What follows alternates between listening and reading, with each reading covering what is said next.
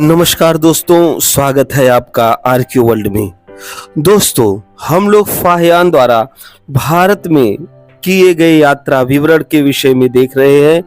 कई स्थानों के विषय में हमने चर्चा किया है और वहां पर जो कुछ भी फाहियान द्वारा देखा गया, जो कुछ भी लिखा गया, उसका विस्तृत विवरण प्रस्तुत करने का प्रयास हम लोग कर रहे हैं।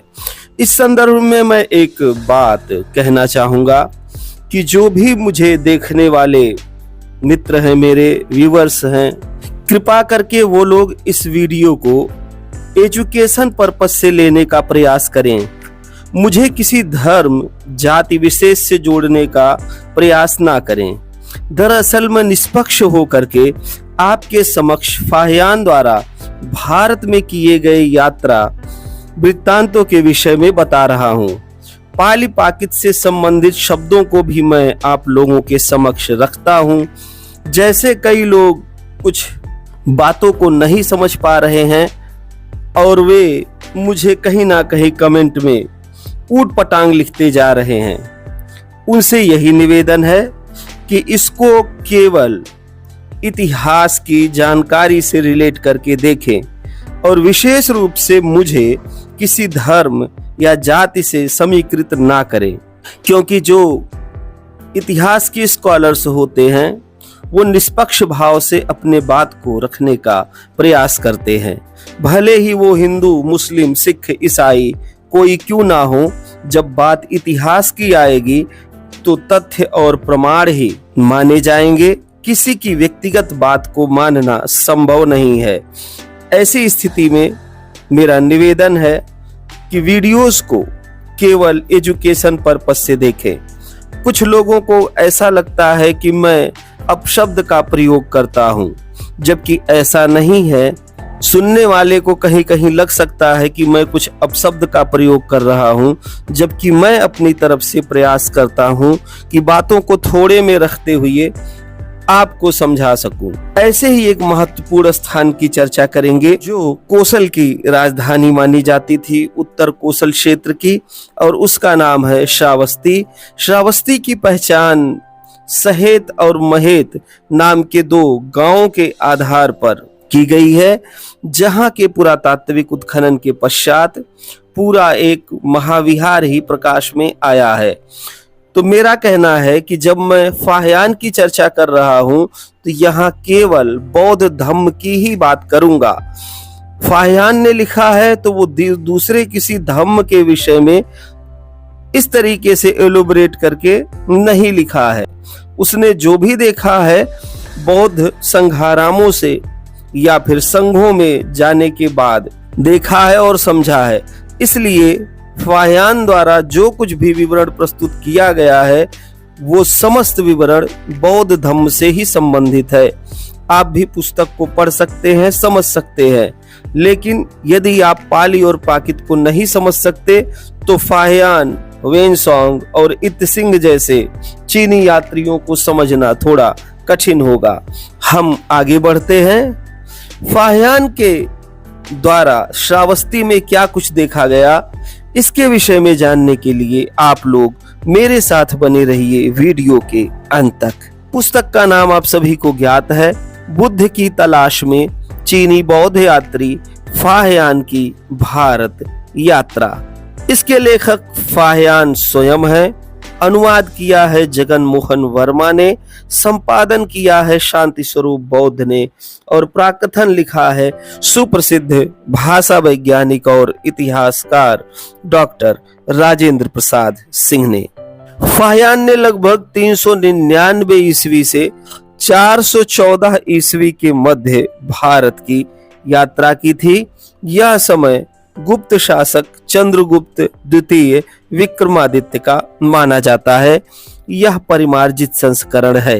पुस्तक के 20वें खंड में जब आप जाते हैं तो श्रावस्ती के विषय में आपको दिखाई देता है कि फाहियान जब कानिकुब्ज से आगे साकेत को आते हैं और साकेत से आगे बढ़कर दक्षिण दिशा में चलते हैं तो लगभग 8 योजन चलकर कोसल जनपद के नगर श्रावस्ती में पहुंचते हैं।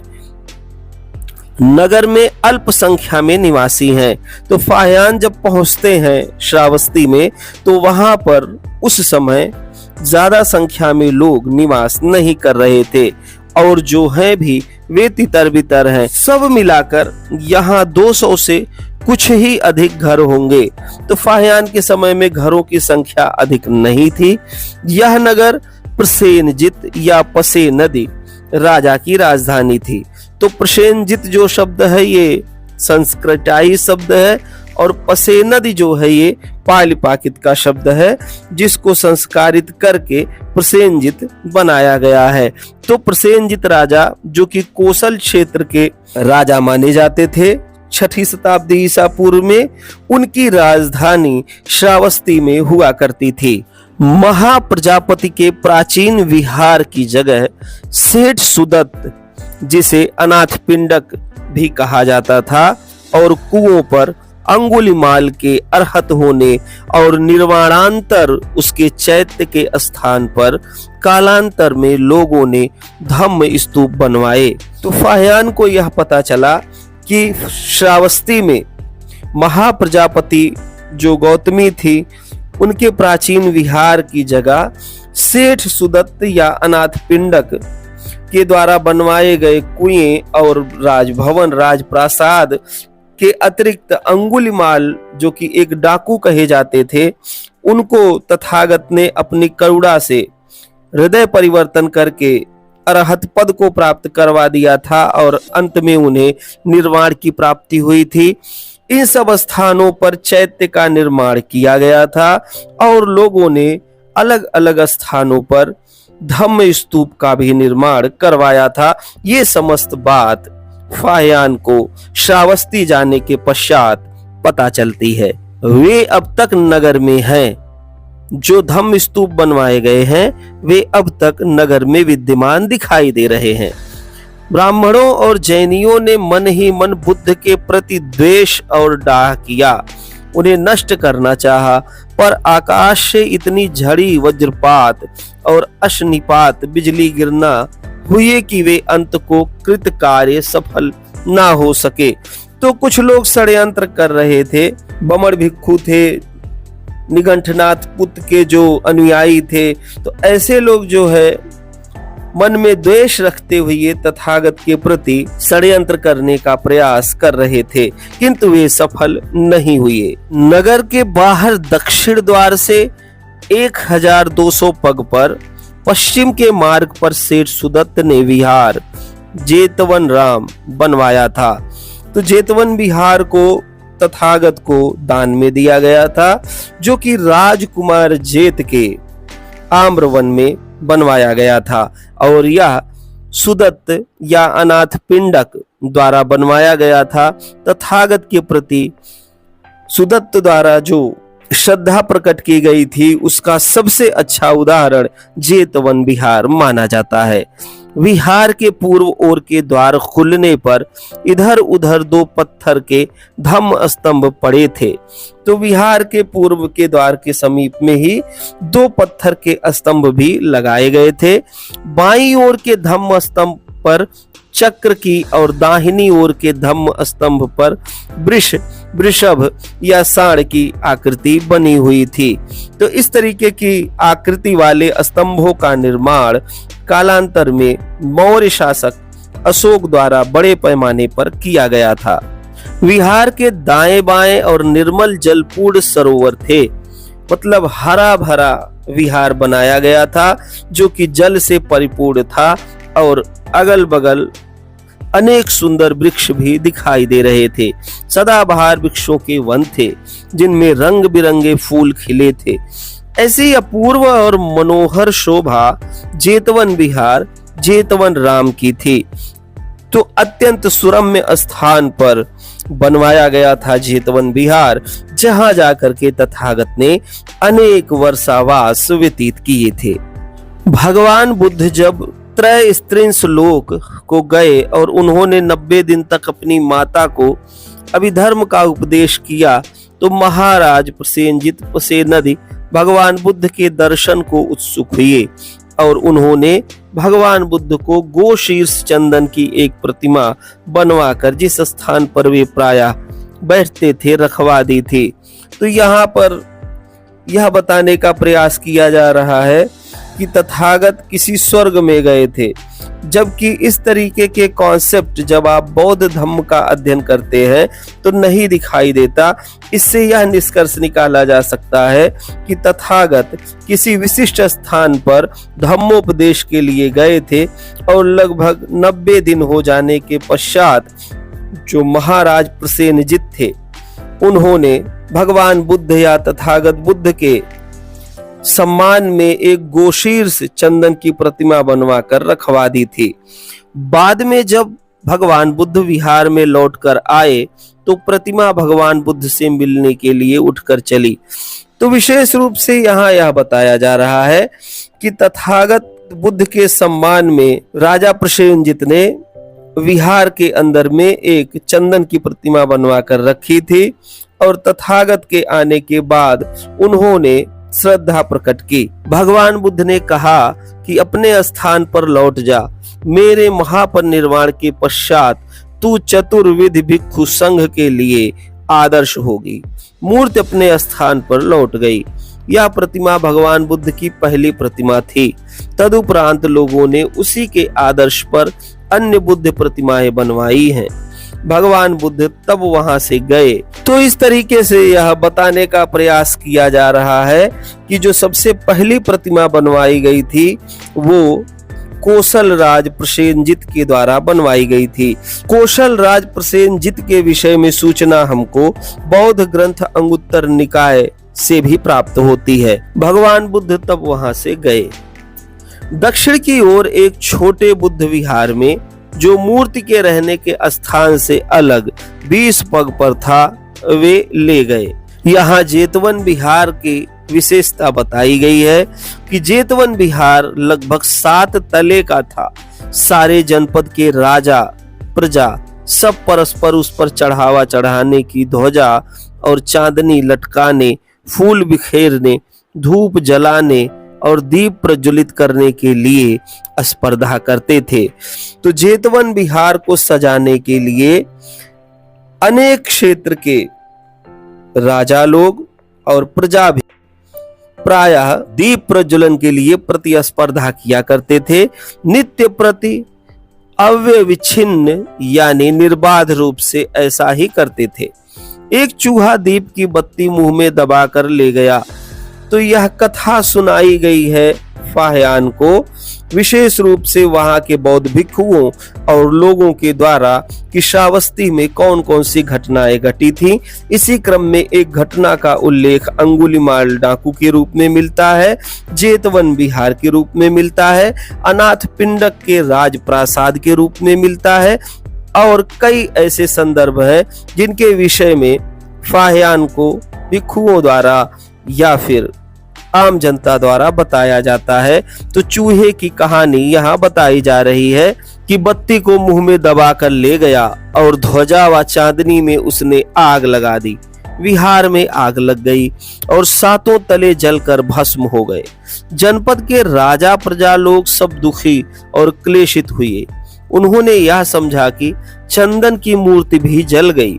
आश्चर्य की बात, 4-5 दिन पीछे जब पूर्व के एक छोटे विहार का द्वार खुला तो मूर्ति वहां दिखाई पड़ी। तो यहाँ यह बताया जा रहा है कि जो मूर्ति रखी गई थी विहार के अंदर, पूरा विहार जलने के पश्चात भी वह मूर्ति नहीं जली थी, वैसे की वैसी प्राप्त हुई थी। सभी बड़े प्रसन्न हुए और मिलकर विहार बनवाने लगे।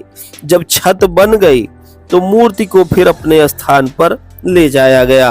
तो छत बनने के बाद मूर्ति को पुनः वहीं पे रख दिया गया। फाह्यान और ताऊचांग जब जेतवन विहार में पहुंचे तो उनके मन में यह विचार आया कि भगवान ने यहाँ 25 वर्षावास बिताए। बड़ी करुणा उत्पन्न हुई। तो फाह्यान जाने के बाद बताते हैं कि जब वो जेतवन विहार में पहुंचे तो उनके अंदर यह जान करके अत्यंत हर्ष हुआ कि भगवान बुद्ध तथागत बुद्ध ने यहाँ लगभग 25 वर्ष वर्षावास बिताए थे। पृथ्वी के प्रांत में उत्पन्न होकर अपने अंतरंग मित्रों के साथ इतने जनपदों से होकर आए। उनमें से कुछ लौट गए, कुछ ने जीवन की आसारता और क्षणिकता प्रमाणित की। आज उस स्थान को जहां तथागत बुद्ध रहते थे बिना उनके देखा। इस आंतरिक अनुभूति से सभी को बहुत दुख हुआ। तो तथागत जहां बैठा करते थे, संक्रमण किया करते थे, उस स्थान को देख करके फाहियान और ताओचांग के मन में अत्यंत हर्षोल्लास उत्पन्न हुआ और उन्होंने आंतरिक सुखानुभूति का अनुभव किया। श्रमणों का झुंड बाहर आया। वे पूछने लगे कि किस जनपद से आए हो? जवाब दिया कि हान के देश से आए हैं। श्रमण लोग दीर्घ श्वास लेकर कहने लगे, आह, सीमांत के लोग हमारे धम्म की जिज्ञासा में यहाँ आते हैं, आश्चर्य की बात है। परस्पर कहने लगे कि हम लोग गुरु शिष्य परंपरा से आने वाले लोगों को देखते आए हैं, पर हान देश के मार्गी लोगों को यहाँ कभी आते नहीं देखा। तो फाहियान से कुछ वार्तालाप वहाँ के भिक्षुओं श्रमणों से होती है, जिसमें यह पूछा जाता है कि फाहियान कहाँ से आए हैं। तो वे बताते हैं कि वे हान देश से आए हैं, मतलब कि चीन से आए हैं। जेतवन विहार के पश्चिमोत्तर में 4 ली पर चक्षुकर्णी नामक वन है। पहले 500 अंधे यहाँ विहार के आश्रित थे। भगवान बुद्ध के धर्मोपदेश से उनको फिर दृष्टि मिल गई। अंधों ने मारे हर्ष के अपने दंडों को भूमि में गाड़ दिया और पंचांग प्रणाम किया। दंडे तक्षण लग गए और खड़े हो गए। सामान्य जनों ने बहुत प्रशंसा की और किसी ने उन्हें काटने का साहस नहीं किया और बाद में बढ़कर वे वन हो गए। इसी कारण उसे चक्षु करणी वन कहने लगे। जेतवन संघाराम के श्रमण भोजनांतर प्रायः इस वन में बैठकर ध्यान लगाया करते थे। तो एक और कहानी फाहियान को पता चली, जो कि भिक्षुओं ने बताया कि चक्षुकर्णी वन का नाम चक्षुकर्णी क्यों पड़ा। तो तथागत के प्रताप से कुछ अंधे लोगों को रोशनी प्राप्त हो गई थी और वे देखने में सक्षम हो चुके थे, इसीलिए इस क्षेत्र का नाम चक्षुकर्णी पड़ा था। जेतवन विहार के पूर्वोत्तर 6-7 ली पर माता विशाखा ने पुब्बाराम विहार का निर्माण करवाया था और उसमें भगवान बुद्ध और श्रमणों को आमंत्रित किया था और अब तक मौजूद है।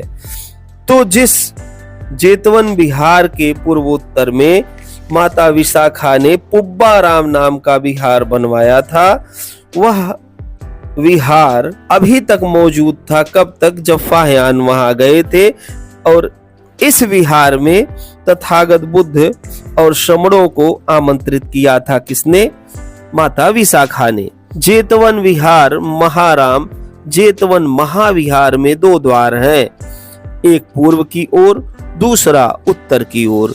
इस बाग को सेठ सुदत्त ने भूमि पर स्वर्ण मुद्रा अशर्फियां बिछाकर मोल लिया था। विहार ठीक मध्य में था। तो विहार के विषय में फाहियान बताते हैं, इसमें 2 द्वार हैं और सुदत्त ने इसको तथागत को दान में दे दिया था। कैसे दिया था? तो बहुत सारे कासारपड़ बिछाए थे जमीन पर, जिसके पश्चात राजकुमार जेत ने प्रसन्न होकर के सेठ सुदत्त या अनाथपिंडक को वह भूभाग दे दिया था और वहां पर एक खूबसूरत सा महाविहार बनवाया गया और तथागत को दान दे दिया गया। भगवान बुद्ध इस स्थान पर बहुत समय तक रहे और उन्होंने लोगों को धम्मोपदेश दिए। जहां संक्रमण किया, जिस स्थान पर बैठे, सर्वत्र धम्म स्तूप बने हैं और उनके पृथक पृथक नाम है। यही सुंदरी परिव्राजिका ने मनुष्य हत्या का दोष तथागत बुद्ध पर लगाया था। जेतवन विहार के पूर्वी द्वार से उत्तर में 70 पग चलकर पश्चिमी मार्ग पर 86 अन्य तीर्थंकरों से शास्त्रार्थ किया था। जनपद के राजा, महामात्य, सेठ और प्रजाजन सब सुनने के लिए झुंड के झुंड एकत्रित थे। एक जैनी स्त्री जिसका नाम चिचमना था, विदेशियों की प्रेरणा से अपने ऊपर वस्त्र लपेट गर्भिणी का रूप धर समाज में आई और उसने तथागत बुद्ध पर व्यभिचार का आरोप लगा दिया। इस पर देवराज शक्र, तो ये शक्र कौन है? एक भिक्षु है जो तथागत से संबंधित बताए जाते हैं। शक्र संपादक द्वारा लिखी पुस्तक में यह वर्णन बिना इंद्र और चूहे के दिया गया है। उसमें लिखा है कि आया, उसने सफेद चूहे उत्पन्न किए जिन्होंने मेखला को दांत से काट दिया और अतिरिक्त वस्त्र भूमि पर गिर पड़े। तो जो महिला आई थी तथागत को बदनाम करने के लिए, कपड़ा बांध रखा था और चूहों ने जब उसे कुतर दिया तो सारे कपड़े नीचे गिर गए, भूमि फट गई और वह भूमि के गर्भ में समाकर मर गई। देवदत्त भी, जो अपने नखों में विष भर के तथागत बुद्ध पर आघात करना चाहता था, वह भी श्रावस्ती में ही भूमि के गर्भ में समाकर मर गया। पीछे लोगों ने इन स्थानों पर स्मरणार्थ चिन्ह बनाए हैं। विशेष रूप से धम्म स्तूपों का निर्माण करवाया गया है। शास्त्रार्थ के स्थान पर 60 हाथ ऊंचा विहार बना था। विहार में भगवान बुद्ध की बैठी हुई मूर्ति थी। सड़क के पूर्व भी एक विहार था जिसे छायागत कहते थे। वह भी 60 हाथ ही ऊंचा था। उसके छायागत नाम पड़ने का कारण यह है कि जब सूर्य पश्चिम दिशा में रहता था तो भगवान के जेतवन राम विहार की छाया जैनियों के देवालय पर पड़ती थी, परंतु जब सूर्य पूर्व दिशा में रहते थे तब देवालय की छाया उत्तर की ओर पड़ती थी। तो एक और कथा सुनने को मिली कि छायागत विहार दिखाई दिया था वेनसांग को। छायागत पड़ने का कारण सूर्य की किरणों से संबंधित बताया जा रहा है, जो कि जेतवन विहार से जुड़ा हुआ है। छाया उत्तर की ओर पड़ी थी पर भगवान बुद्ध के विहार पर नहीं पड़ती थी। जैनियों के आदमी नियत थे। वे नित्य देवालय में साफ सफाई करते थे, पानी छिड़कते, वे धूप दीप करते और पूजा करते थे। प्रातः काल के समय दीप वहां से भगवान बुद्ध के विहार में उठकर चला आता था, यानी ले जाया जाता था। बमड़ लोग घबराए और कहने लगे कि देखो, समण हमारे दीप उठा ले जाते हैं और भगवान बुद्ध की पूजा करते हैं। मतलब कि जो ब्राह्मण कहे जा रहे हैं, बमड़ कहे जा रहे हैं, वो भी तथागत की पूजा किया करते थे। और शमण और बमड़ों में एक प्रकार का प्रतिस्पर्धा चलता था कि तथागत के पास सबसे पहले दीप कौन जलाएगा। और इसी क्रम में बमड़ लोग कहते हैं कि जो समण है वो समस्त दीप को उठा ले जाते हैं, हम दीप जलाने बंद ना करेंगे। तो ब्राह्मण लोग कहते हैं कि हम तथागत के सामने दीप जलाना बंद नहीं करेंगे, बेशक शमर जो है दीप उठा ले जाते हैं, तो इससे क्या हुआ। इस पर ब्राह्मण रात भर जागते रहे तो देखा कि पूज्य देवगढ़ ने दीप जलाकर भगवान बुद्ध के विहार की 3 बार परिक्रमा करते हुए भगवान बुद्ध की पूजा की। पूजा करके वे लुप्त हो गए, यानी चले गए। इससे ब्राह्मणों को भगवान बुद्ध का आध्यात्मिक महत्व विदित हो गया और उन्होंने गृह त्याग करके बुद्ध प्रमुख भिक्षुओं में प्रवज्ञा ग्रहण की। तो जो भी बमड़ अपने को विद्वान समझ रहे थे, तथागत के प्रभाव से प्रभावित होकर उन्होंने घर छोड़ दिया और प्रवज्ञा ग्रहण कर ली। कहते हैं यह तब की बात है जब जेतवन विहार के समीप 98 संघाराम थे। सब में श्रमण रहते थे, एक स्थान भी रीता न था। मतलब कहीं जरा सा भी स्थान खाली नहीं था जहां पे समण ना रहते हो। मध्य देश में 96 पाषंडों तथा अन्य तैर्थिकों का प्रचार है। सब लोक परलोक को मानते हैं। उनके साधु संघ हैं, वे भिक्षा करते हैं परंतु भिक्षा पात्र नहीं रखते। सब विभिन्न प्रकार से धर्मानुष्ठान करते हैं। मार्गों पर धर्मशालाएं स्थापित की हैं, वहां आए गए को आवास, खाट, बिस्तर, खाना पीना मिलता है। यति भी वहां आते जाते और वास करते हैं। सुनते हैं कि केवल काल में कुछ मतभेद है। देवदत्त के अनुयायियों के भी संघ हैं। तो यह पता चला फाहियान को कि भिक्षुओं ने बताया कि देवदत्त जो थे, जो कि तथागत के प्रति स्पर्धी माने जाते थे, उनके अनुयायियों के भी संघ हैं। वे पूर्व के 3 बुद्धों की पूजा करते हैं। तो जो देवदत्त हैं, उनके अनुयायी हैं, वो सब भी तथागत से पहले के जो बुद्ध हैं उनमें श्रद्धा प्रकट करते हैं। केवल शाक्य मुनि पूर्व बुद्धों की पूजा नहीं करते। श्रावस्ती नगर के दक्षिण पूर्व दिशा में 4 ली पर विरूढ़क या विरूढ़व राजा को शाक्य जनपद पर आक्रमण करने के लिए जाते हुए भगवान बुद्ध मार्ग में बैठे हुए मिले थे। बैठने के स्थान पर भी धम्म स्तूप बनवाया गया है। तो हम लोगों ने थोड़े में समझने का प्रयास किया कि जब फाह्यान श्रावस्ती को गए थे तो उन्होंने विशेष रूप से वहां पर क्या देखा था। कई सारी कथाओं के विषय में हमने चर्चा किया और यह देखने का प्रयास किया कि फाह्यान जब वहां गए थे तो भिक्षुओं ने उनको किस तरीके से इन कथाओं को श्रवण करवाया, इन कथाओं के विषय में बताया। आज के लिए बस इतना ही। वीडियो कैसा लगा मुझे कमेंट करके अवश्य बताएं। वीडियो में अंत तक बने रहने के लिए आप सभी लोगों का बहुत बहुत धन्यवाद।